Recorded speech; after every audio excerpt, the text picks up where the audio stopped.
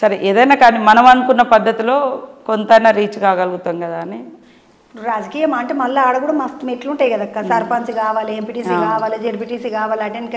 నేను ఏకాఏకిన 3 సార్లు ఎమ్మెల్యే అని.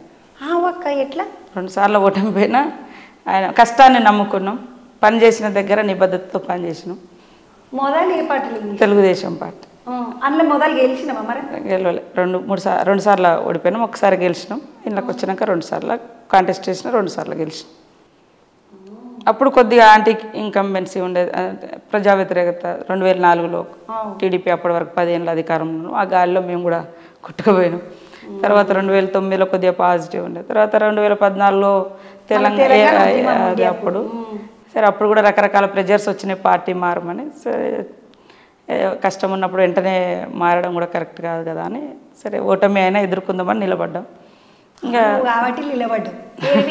పెద్ద పెద్ద మొగోళ్ళు అందరూ వెళ్ళిపోయారు, మాతో ఉన్నోళ్ళు చాలా మంది పోయారు. తర్వాత మేము ఇక రేవంత్ రెడ్డి గారు మేమందరం డిసైడ్ చేసుకొని తెలంగాణ ఇచ్చిన కాంగ్రెస్ పార్టీ కన్నా మనం బలోపేతం చేస్తే బాగుంటుంది కదని ఆ యాంగిల్ ఇటు వచ్చింది. అక్కడ 2 కిత్తలు గెలిచింది ఒక్క లెక్క, ఈ త్యాపకు గెలిచుడు ఒక్క లెక్క. బాగానే మంది గడిగట్టోళ్ళని అందరిని దింపిర్రంట కదా, ఒక భయమైందా నీకు? మరా అంటే బాగా బ్యాడ్గా ప్రచారం చేసిర్రు. బాగా మేము కరోనా టైంలో చేసిన సేవలు కానీ, మేము వరదల కోసం ప్రజల కోసం బాధ్యతగా రకరకాలు వాళ్ళు ఎవరు బయటికి రాలేదు. మేము బయటకు వచ్చిన వాళ్ళని ఇవాళ ఎలక్షన్ల కోసం బయటకు వచ్చి వాళ్ళు మమ్మల్ని మాట్లాడినప్పుడు బాగా బాధపడ్డాము. నిజంగా అంటే మేము సిన్సియర్గా మా ప్రజల కోసం మనం కళ్ళ ముందు కష్టంలో ఉన్నప్పుడు నా బాధ్యత, ఈ కష్టం అనేది ఈరోజు నేను ఎంచుకున్నది కాదు కదా, ఎప్పటి నుంచో నా జీవితం. నేను ఇందాక చెప్పిన చరిత్ర అంతా కూడా కష్టంతో కూడుకున్నటువంటి చరిత్ర, కొన్ని సిద్ధాంతాలతో వచ్చినటువంటి చరిత్ర.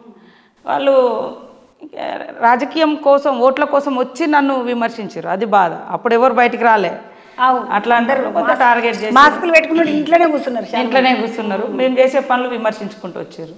నిజంగా వాళ్ళు మాకంటే బెటర్గా చేసుకుంటూ ఇక మేము ఇట్లా చేసినాం మీరెందుకు చేయలేదంటే నేను అట్లాంటప్పుడు కొద్దిగా బాధ అనిపించింది. చాలా అంటే సర్వీస్ చేస్తే కూడా ఇంత టార్గెట్ చేయబడతాం అనేది మొన్నటి ఎలక్షన్ చూసినాక అర్థమైంది.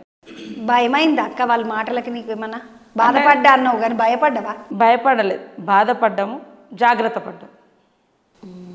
ఎందుకంటే సీతక్క కరోనా టైంలో కెమెరాలకు వీడియోల కోసమా అని అవన్నీ ఉట్టిగా నెత్తుకొని తిరిగింది అని అన్నారు. అంటే మేము అనుకున్నాం లేదు కదా, సీతక్క బాగానే నడిచింది, చిన్నగా నడవలేదు. కొండలు గుట్టలన్నీ రాళ్ళు గిళ్ళు ఒక్కరోజు ఒక్క పూటనో ఒక్క రోజు చేస్తే అది నా నియోజకవర్గము, తర్వాత నా ప్రజలు, తర్వాత పక్కన జిల్లాలలో కూడా కొండల మీద గుట్టల మీద ఎవరు పోని కాడికి మేము పోయినాం.